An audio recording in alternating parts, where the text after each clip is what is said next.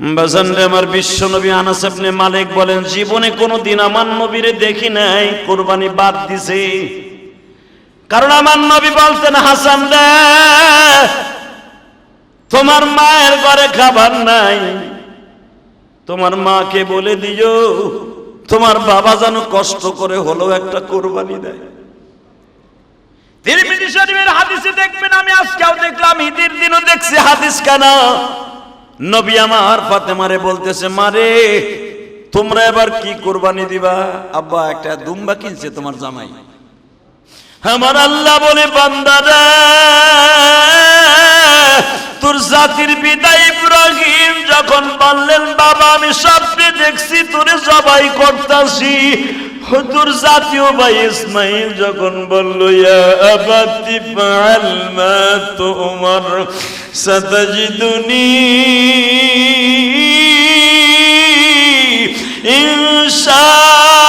ইনশাআল্লাহু মিনাস সাবিরিন।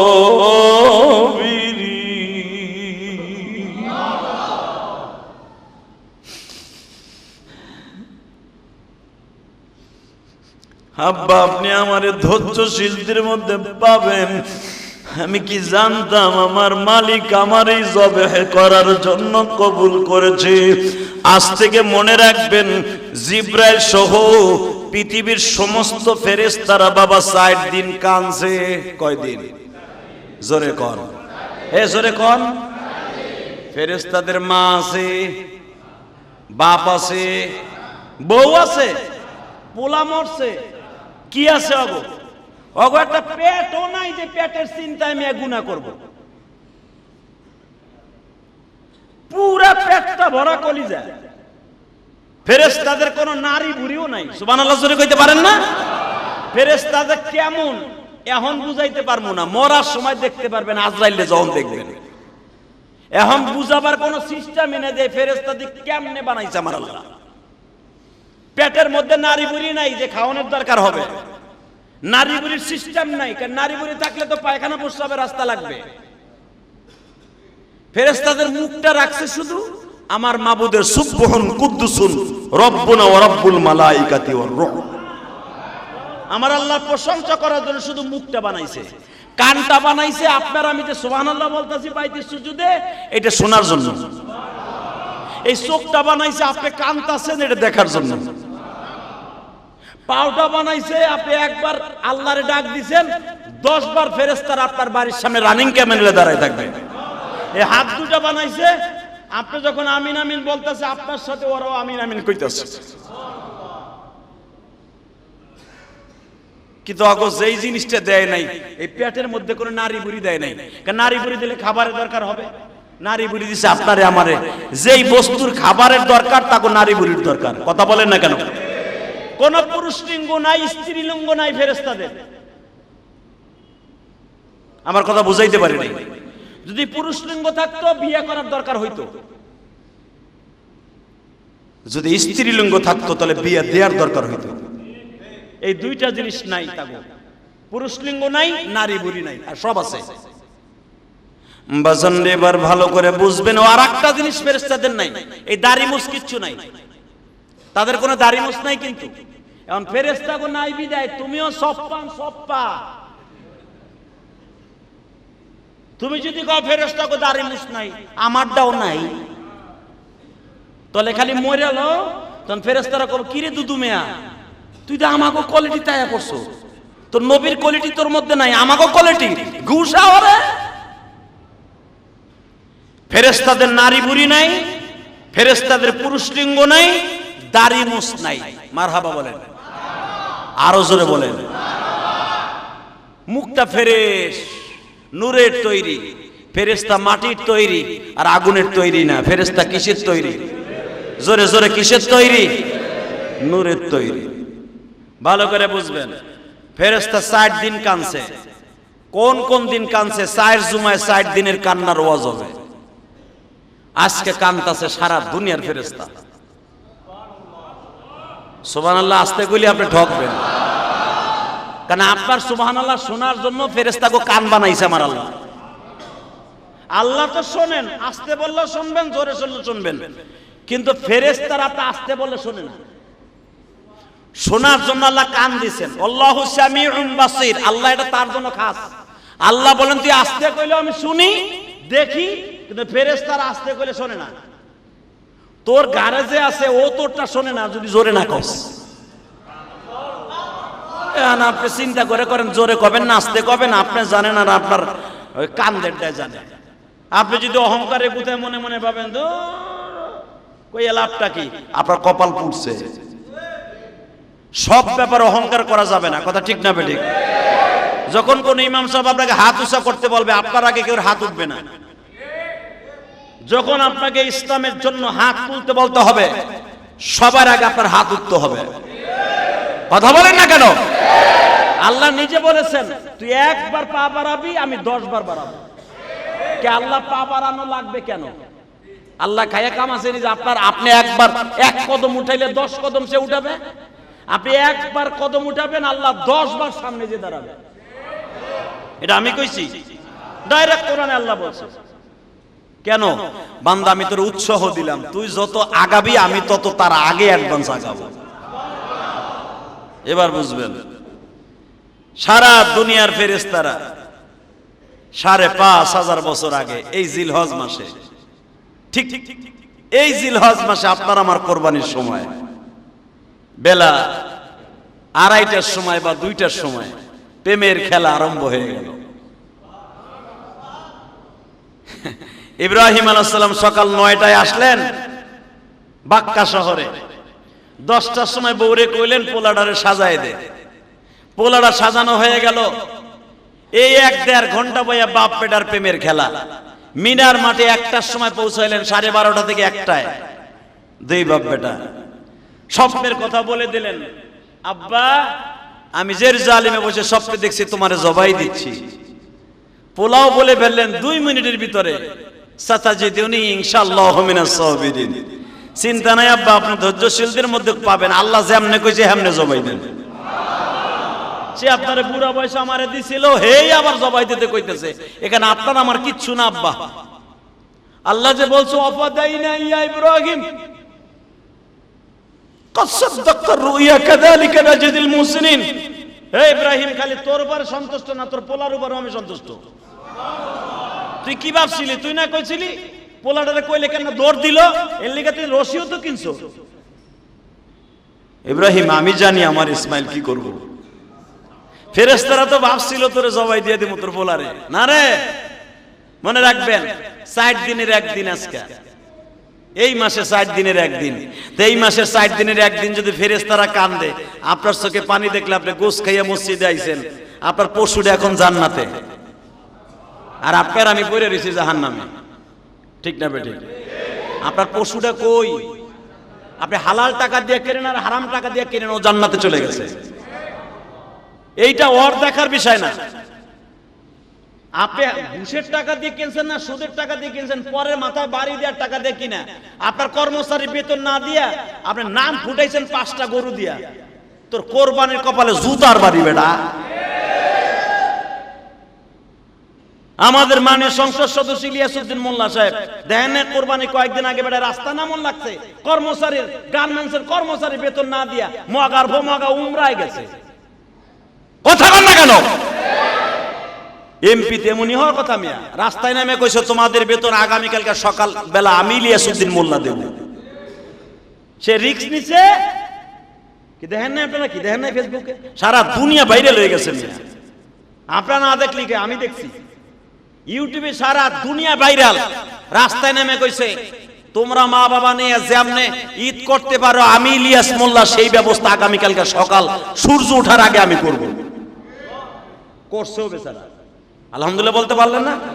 বেচারা করছেও সেইভাবে। কর্মচারী বেতন আরে না কেন? মিরপুর 16 আসনের ভিতরে তুমি গার্মেন্টস চালাইবা, গার্মেন্টসের একটা ইট একটা রাখি করে নিতে হইলে কর্মচারী বেতন দিয়া ইলিয়াস মোল্লার কথা ঠিক রাইখা তারপরে তোমার ওখানে চলতে হইব। কথা কর না কেন? আল্লাহ যারে যেভাবে ক্ষমতা দিয়েছে তারে সেইভাবে কাজ করতে হইব। সে যখন কইছে আগামীকালকে সকালবেলা বেতন পাইবেন, ওই চান্দু কই যাইব? হে লন্ডন গেল, টাকা ব্যাংক ভাঙ্গা তাকে টাকা পরিশোধ করতে হইব। কথা কর না কেন? কেন আমি আবার ইলিয়াসুর রহমান জিহাদি করে কাম হইব না, ইলিয়াসুদ্দিন মোল্লায় করে কাম হইব। কথা কর না কেন? দুই ইলিয়াসের মধ্যে পার্থক্য আছে না? আছে। এই মুসলমানের পোলা, কথাটা কেন বলছি? আমার আল্লাহ জানে। এই ইব্রাহিম, বেশি টেনশন করিস না, তোর পোলার অন্তরের খবর তো আমি জানি, ফেরেশতারা জানে না। কথা ঠিক না বেঠিক? ইলিয়াস মোল্লা জানে যে আমি যে বললাম আগামীকালকে 8টার আগে আপনাদের বেতন ইনশাআল্লাহ পাওয়ার চেষ্টা করবেন, মা বাবা নিয়ে ঈদ করতে পারবেন। কারণ তার জানা আছে আমার 16 আসনে তোর এত বড় গার্মেন্টস চালাইতে হলে আমার কথা শুনতে হবে।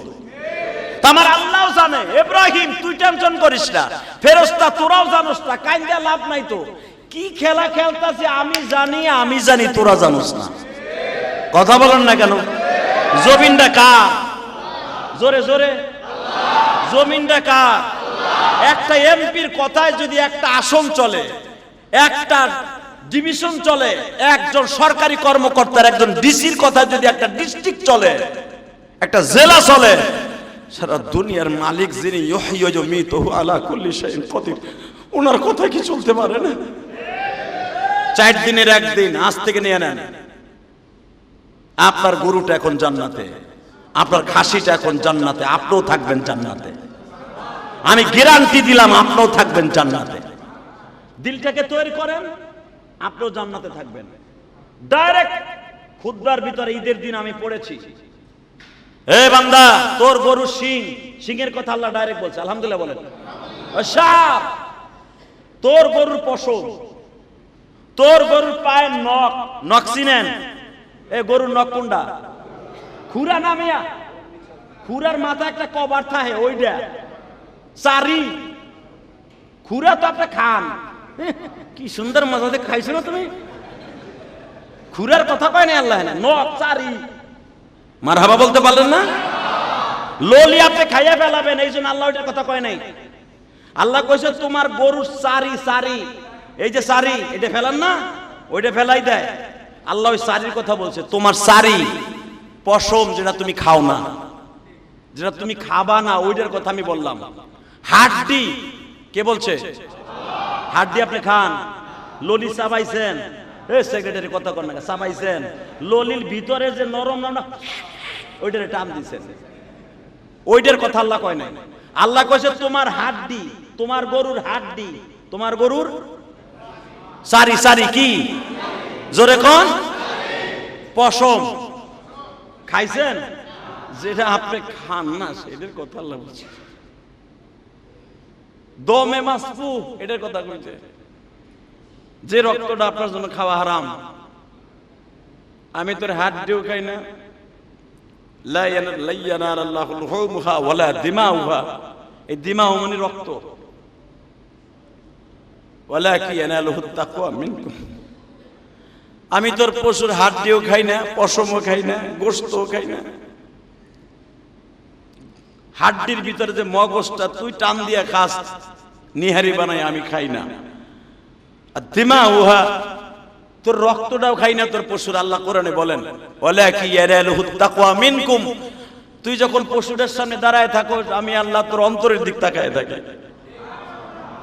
তোর অন্তরটা যদি ইব্রাহিম নবীর মতো হয়, তোর এই পশু, এই শিং, এই চাড়ি, আল্লাহ বলতেছেন শিং চাড়ি, পুরা বডিটা, গরুর পুরা বডিটা কিন্তু নির্ভর করে ওই চারির উপরে। কোন গরুর চারি যদি আপনার উঠে যায় আর এক কদম হাঁটতে পারবে না। পুরা বডিটা নির্ভর করে চারি দুইটার উপরে, খুরার উপরে। আমার আল্লাহ খুরা দুইটার কথা, 4টার কথা মনে করে বলেন, 4টা পায়ের মধ্যে 8টা বাজান চাড়ি আছে। আপনার আমার হাতের মধ্যে 10টা চাড়ি আছে, পায়ের মধ্যে মিলিয়ে 20টা চাড়ি আছে। গরুর মধ্যে বাজান কয়টা আছে? 4 পায়ের মধ্যে দেখবেন 8টা নয়। কয়টা? ঠ্যাং কয়টা?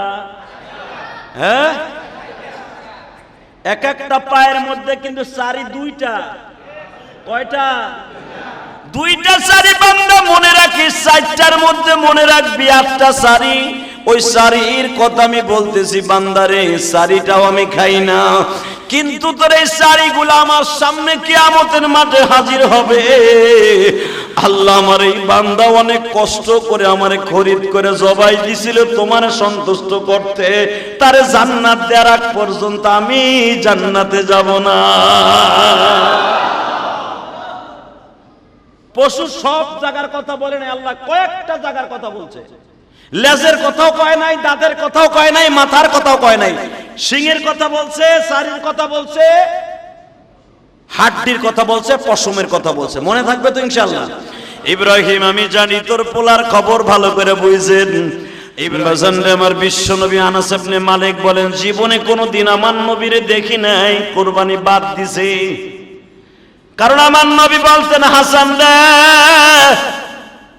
তোমার মায়ের ঘরে খাবার নাই, তোমার মাকে বলে দিও তোমার বাবা যেন কষ্ট করে হলো একটা কুরবানি দেয়।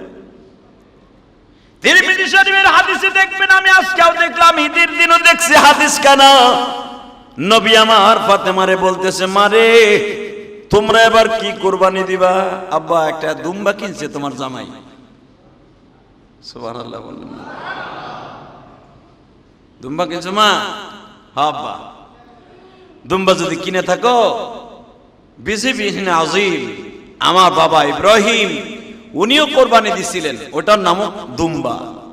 মা একটা কথা বলি, যখন জবাই দিবে আলী যখন ছুরিটা চালাবে আল্লাহর কাছে আজকের ইহরাকের দম, আল্লাহর কাছে সবচেয়ে হাব্বু ইলাল্লাহ ইহরাকের দম।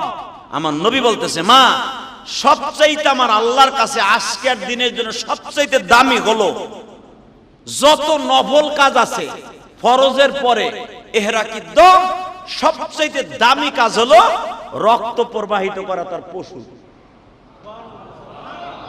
তুমি কি জানো মা যখন আলী জবাই দিবে তুমি তাকায় থাকবা ছুরির দিকে, রক্তটা জমিনে এক ফোঁটা পড়ার আগে তোমার দোয়া কবুল হয়ে যাবে। আরো জোরে জোরে জোরে জোরে। যারা কোরবানি দিয়েছেন গরুর সামনে দাঁড়াইছিলেন আলহামদুলিল্লাহ আপনার কোরবানি কবুল হয়ে গেছে।